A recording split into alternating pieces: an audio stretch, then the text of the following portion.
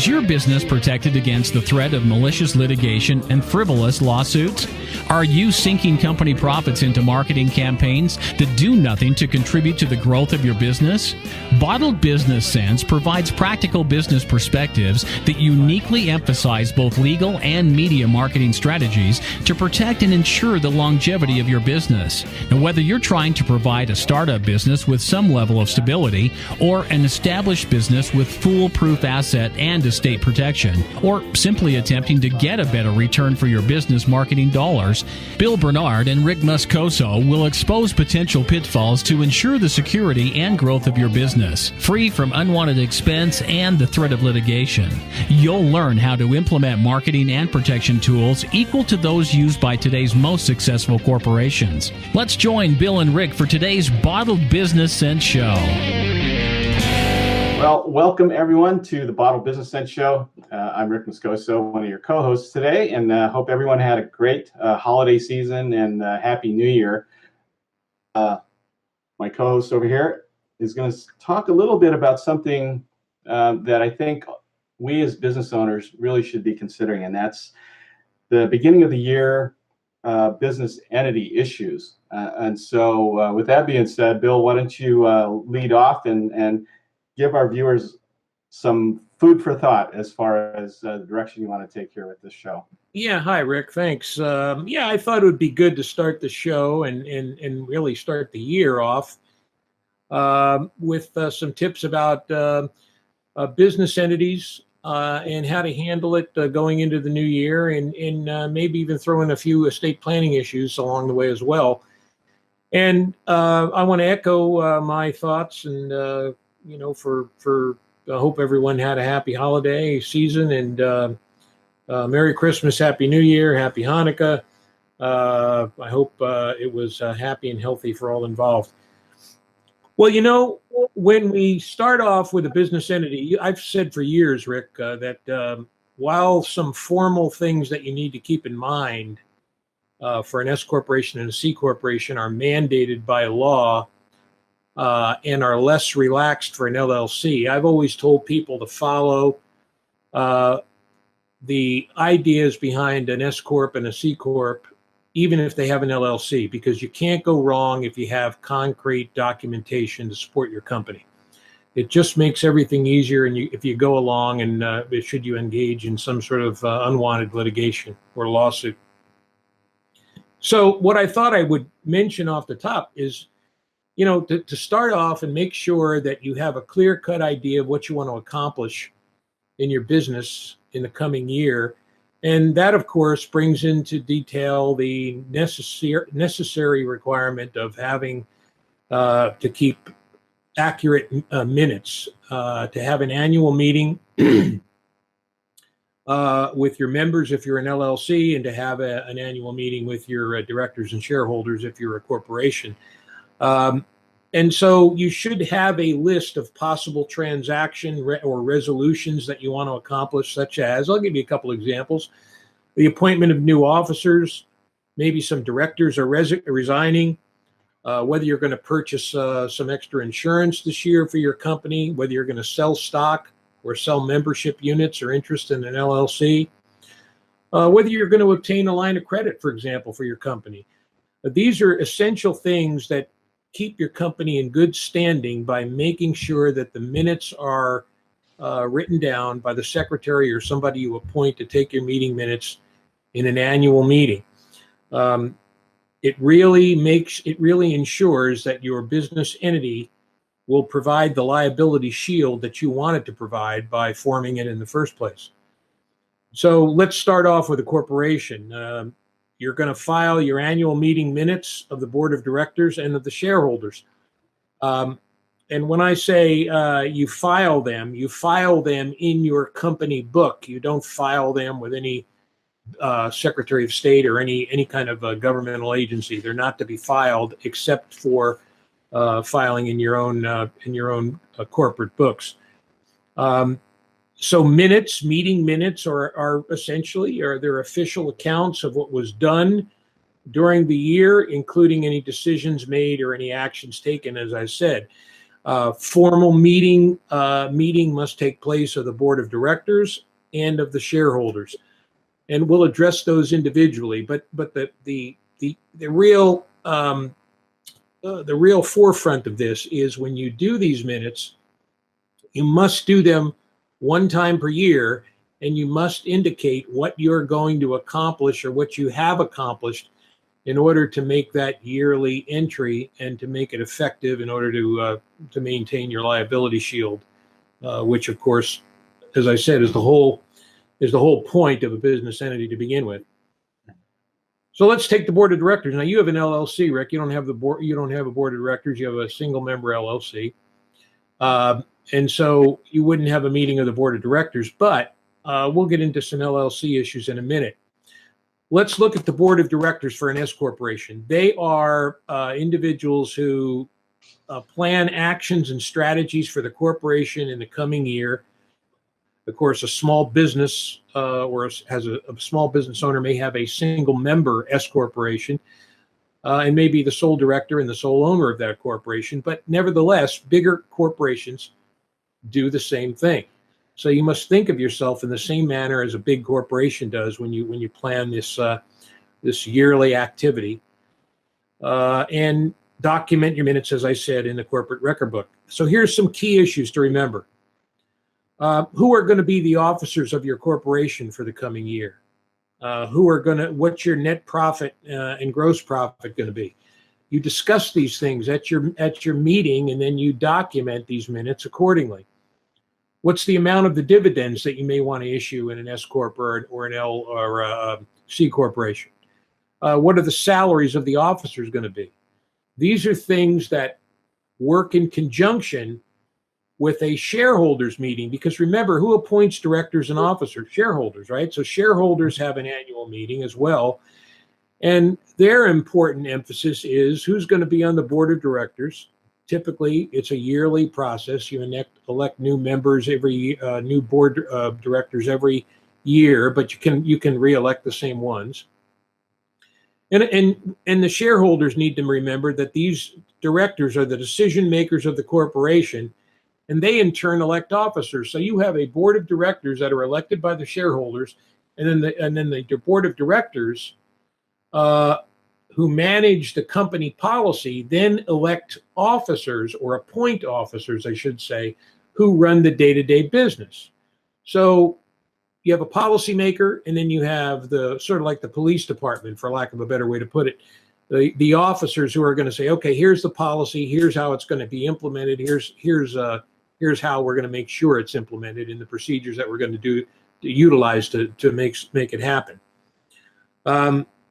So really, when you're planning this now, your main question is, now that I have all these ideas in mind, how do I document these in the actual minutes? What do I say? What do I put down? Well, the basic information in these meeting minutes that you're going to want is the meeting date, time, and location, who attended the meeting, a brief description of each item discussed, any voting actions that were taken, with a detailed account of how everyone voted, and of course, the time when the meeting was adjourned. These are all important things. Now, with an LLC, while this isn't required, you're going to want to take the same action and follow the same pattern. Whether you won't have a board of directors, but you may decide that you want officers of the LLC, and if you do, they're going to implement the policy that the members of the LLC hand down. And many times, the definition of an officer for an LLC will be a managing member. So the managing member of that LLC implements the policies voted upon by the members. And if you have a single member LLC, as I said earlier, well, then you're basically doing it all yourself, which is your situation, Rick. And of course, in that situation, you're still going to want to sit down with yourself at some coffee house for about an hour and write down in your minutes. You kill two birds with one stone. You make decisions and write them down in minutes. Now, these minutes, again, are not required by LLCs, but think of the advantages you have when you can document what you've done and what you planned out in case later on you hire an employee, or later on you bring in another member, or later on you get sued by somebody down the line. If you do things correctly and if you do things honestly, you really can't go wrong. It's any different than if you were a solopreneur that had an S corp? No, if you're a single member, right, you could be a single member S corporation. Remember, S corporation are limited to 100 shareholders. But that said, you can have a single member S corporation, and that person can be the sole director. He's the sole owner, he or she, the sole president, secretary, and treasurer. So the treasurer is going to what? Take care of the money. The secretary is going to take care of the minutes. So you're doing all of that. You're wearing multiple hats as a single member LLC or a single member S corp. So I can see us sitting at Starbucks. I'm at one table and you're at another, and we're having we're talking to ourselves. Yeah, right. Well, you know, worse things that have happened, of course. But you know, look, the whole point is, if you're sitting there and you have some quiet time and you make these decisions, no matter where you do it, you take the time to do it, and then you document it accordingly. Now, if you've got more than one member of an LLC or more than one shareholder of an S corp or a C corp, you're of course have a secretary who's probably doing this. But if you're a single member entity, then you're going to be doing it yourself, and in many ways it's easier because it's more condensed, and you know what your thought processes are, and you're going to be able to formulate them into meeting minutes pretty easily. So remember that meeting minutes never get filed with the state, and that you should always keep your meeting minutes on hand for 7 years at a minimum.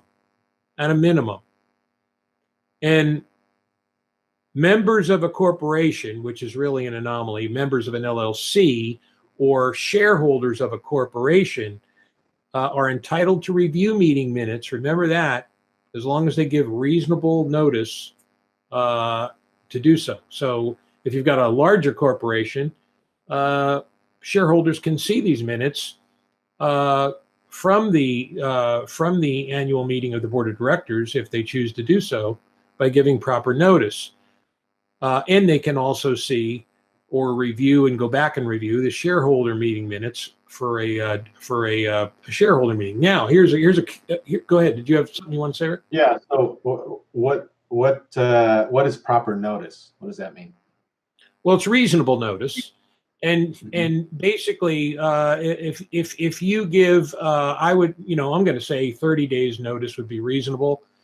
But you can coordinate that notice within your operating agreement, and if everybody is on board in the operating agreement, you can make that notice whatever you believe to be reasonable. So that's the key. Nobody's ever really going to argue with you if you conduct yourself accordingly, because after all, this is the law. You are entitled to see these minutes.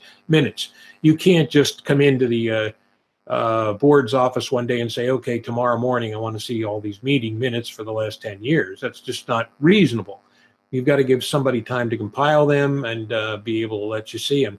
Of course, if you're your single member, you just open up your corporate book basically anytime you want, or your LLC book, and you look at the meeting minutes to refresh your own recollection as to what you did. But so as a single owner LLC member, then, outside of being sued, is there any situation where somebody would request to see your annual meeting notes? Other than being sued? Sure. If they have a policy that they're questioning, and they don't recall this policy ever being handed down, or they think the policy is different than what it actually is, they can go back and look at the minutes and see what was actually discussed and what was resolved at the end of the meeting in terms of finding out what that particular policy is. Likewise, if there's a discussion on salary, or there was some there was some resolution on what a salary was going to be for a particular officer of the company. or a particular group of employees. They can go back and review that. Yeah, no, it doesn't require litigation to do that. Now, it's certainly prevalent in litigation where someone would want to probably do that, but it's not necessary to have somebody be able to review the minutes. It's an interesting process, but what I'm really trying to emphasize in this show, Rick, is that plan ahead now for this coming year. Have the meeting prior to the end of the year and make sure that you have discussed some things that you're going to do for your company. So let's take your company, for example. Let's say you want to, let's say you're considering a business loan. You don't have to consummate that business loan, Rick. You can put down in your meeting minutes that I investigated the structure and purposes of a business loan in such and such an amount in order to purchase such and such a thing or things, and I ultimately decided against it, or I decided in favor of it, but at a lower amount, et cetera, et cetera. So you do those things, and bingo, you've satisfied your meeting, and you've also discussed something that's very rational on behalf of the company, but you don't necessarily have to resolve in favor of whatever you discussed. You can discuss something and resolve to not do whatever it is you were thinking about doing. So even if it's just a general consideration of in planning what you may be doing, you know, early in the year, but you decide very quickly not to do it, and that you even put it down? Well, you put it down. For example, let's say you decide you're thinking about a business loan, and you resolve to in the minutes you resolve to finalize your decision on the loan in 6 months. Well, then you have another meeting in 6 months, and you put in your meetings what your meeting minutes, what you decided on that loan. You can have more than one meeting. It's certainly not against any kind of a rule to follow up. But you don't have to make a firm decision at the meeting, except to make a firm decision to do something. So what I mean by that is, let's say you're it's called a resolution. You have a meeting, you resolve that you're going to do something. Either you're going to do something positive, you're going to do something negative, you've considered something, you're not going to do it at all, or you've considered something and you're going to put it off to the future and decide then. These are business decisions that you're making. It shows governmental agencies that you're making decisions on behalf of the company, and that you're seriously considering different issues that would make the company grow in some fashion, or remain constant and profitable in some fashion, rather than just going off and doing something that's personally good for Rick Moscoso. Now, the irony there is, whatever you did for your company presumably would be beneficial for Rick Moscoso because you're a single member LLC. But that's not always the case with other business entities. The important thing is you want to establish that you're having these meetings because they are a requirement in order to fight off any allegations of alter ego. Because many people try to develop an entity and say that they're really not Rick Moscoso. They're Captivate 365 LLC, and when they get sued, they can only be sued as Captivate 365. Well, guess what? If you didn't do anything to show that you developed a company and followed company rules and regulations, that judge is going to say there is no such thing as Captivate 365. There's only Rick Moscoso, and his personal assets are now at risk for anybody who is suing him. An interesting notion that I think you really should consider in the coming year is putting your S corporation or your LLC in a living trust.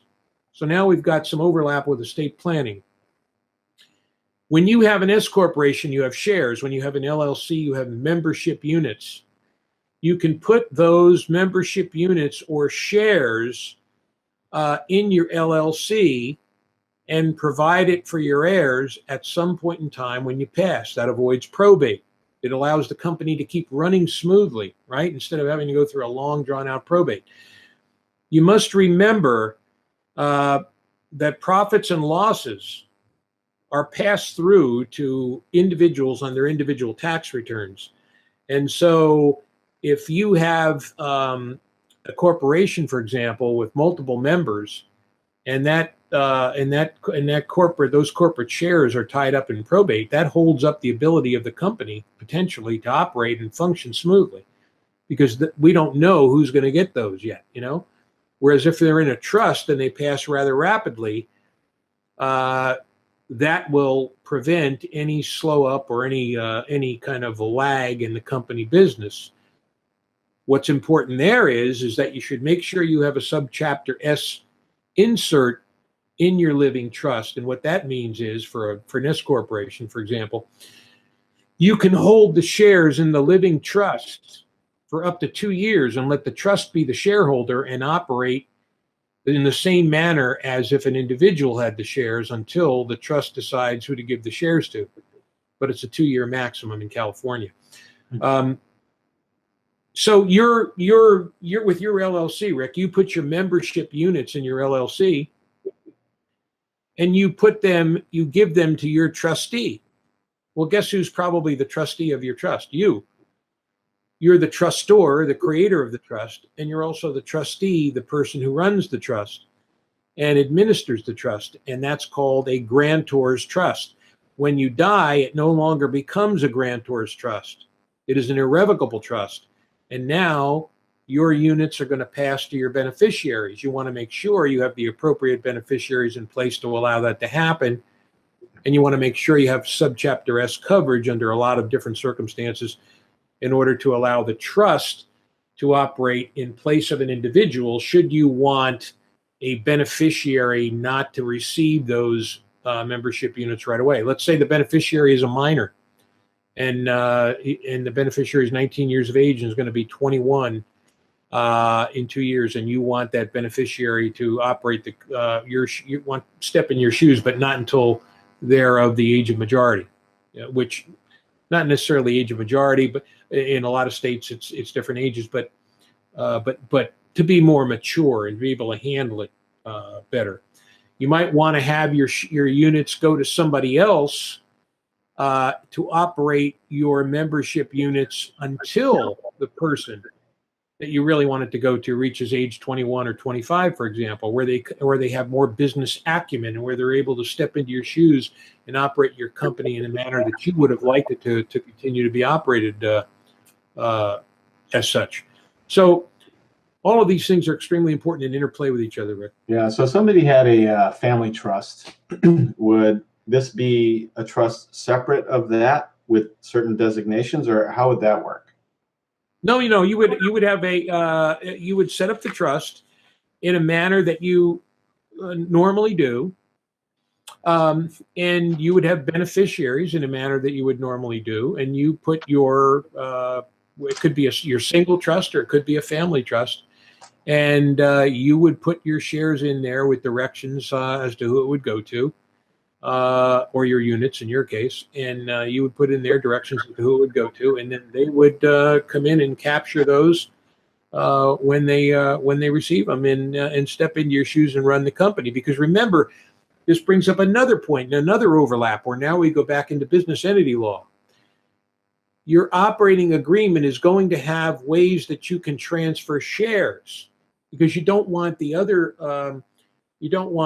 members, if there are multiple members of your LLC, for example, they may not want to operate with people that they don't necessarily know. But a lot of operating agreements can have provisions in them that will allow for different exceptions for the units to pass. And one of those exceptions oftentimes is the ability of you to leave your shares or units to someone who's your heir by way of an estate plan, as opposed to just going in and selling it to Joe Blow, who none of the other members know or have any knowledge about. So all of that is real important stuff, and it's all an overlap of what you need to do to start the year to plan ahead. Because if you don't have a living trust, that's one issue. If you don't, you're going to have the probate nightmare hitting you in the head at some point. And if you don't have your business entity, that's a business problem, which becomes which remains a business problem if you don't keep your minutes in the manner that you're supposed to. If you don't make sure that your business is operating and functioning properly, both while you're alive and planning ahead to operate smoothly after you're alive.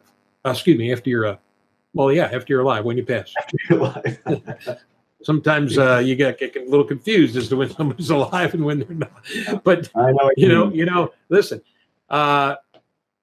if I had a dime for every time I addressed these kind of problems, I wouldn't need to do corporations or trusts. I'd be wealthy beyond compare, because the questions I get about this stuff only emphasize how many people are unprepared, both in the business and estate planning fields. And that's why I've always said, Rick, as a business lawyer, this stuff overlaps, right?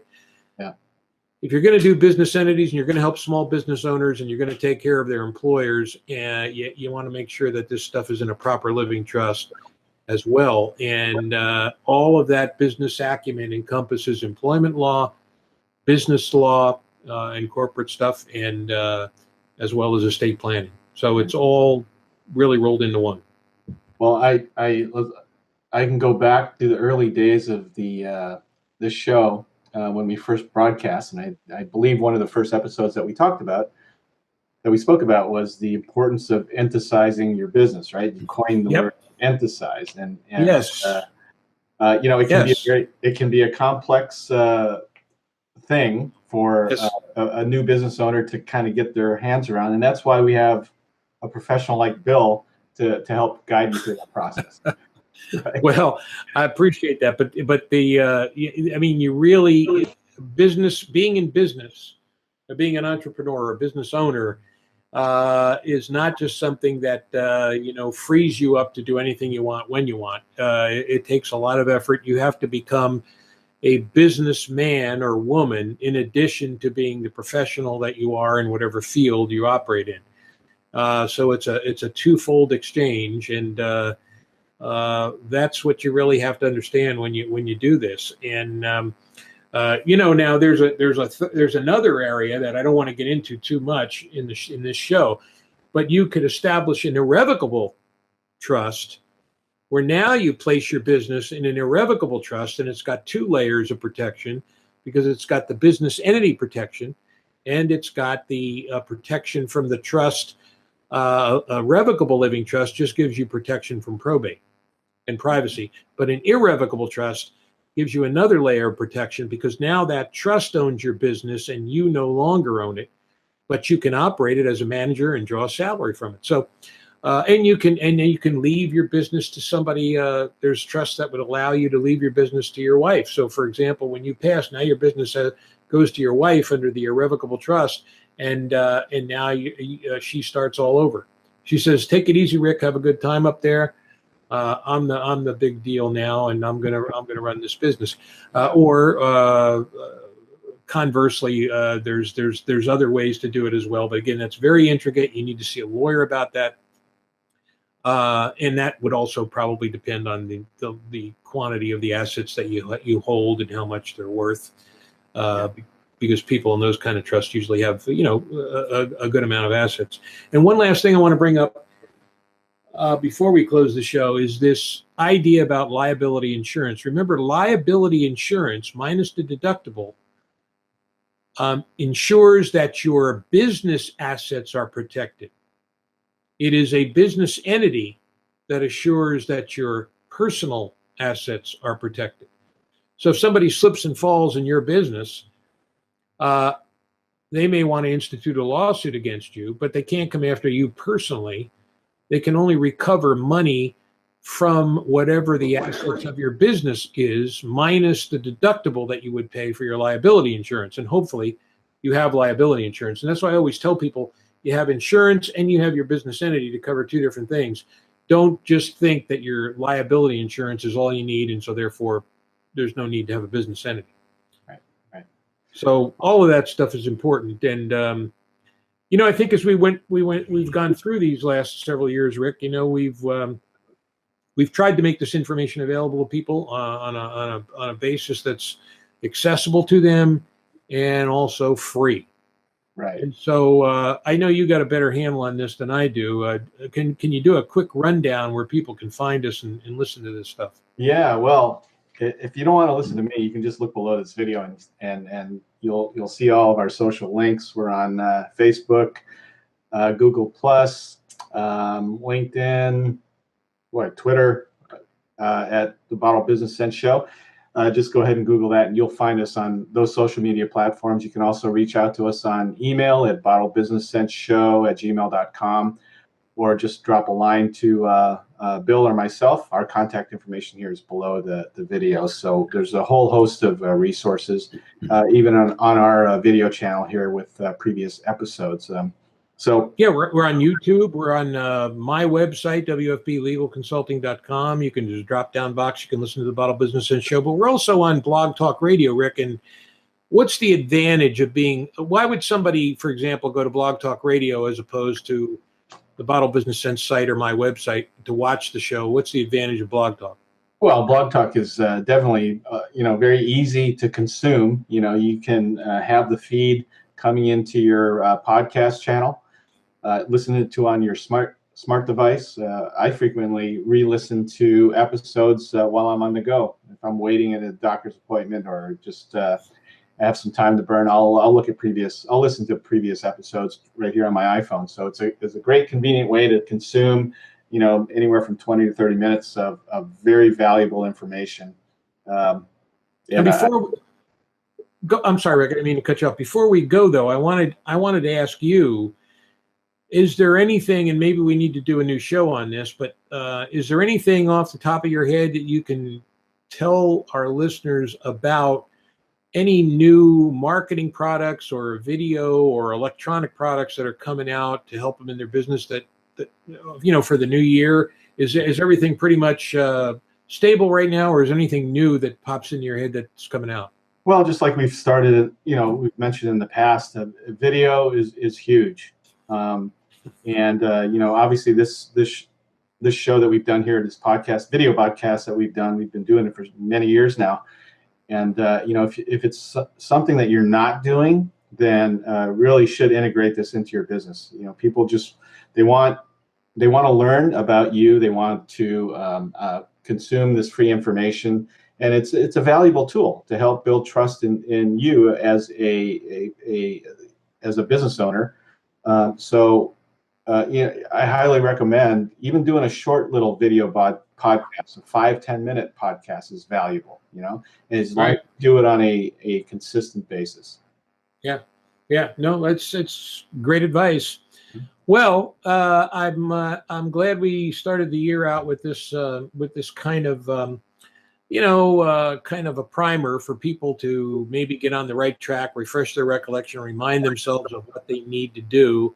Because remember, you get this stuff out of the way, you get it done, and now you can sail on and concentrate on your business and know that you have one of the primary functions of your business out of the way. And again, please do this, even though you're not required to do it in the strict adherence of a corporation. If you have an LLC, do this. Believe me when I tell you, to really protect yourself.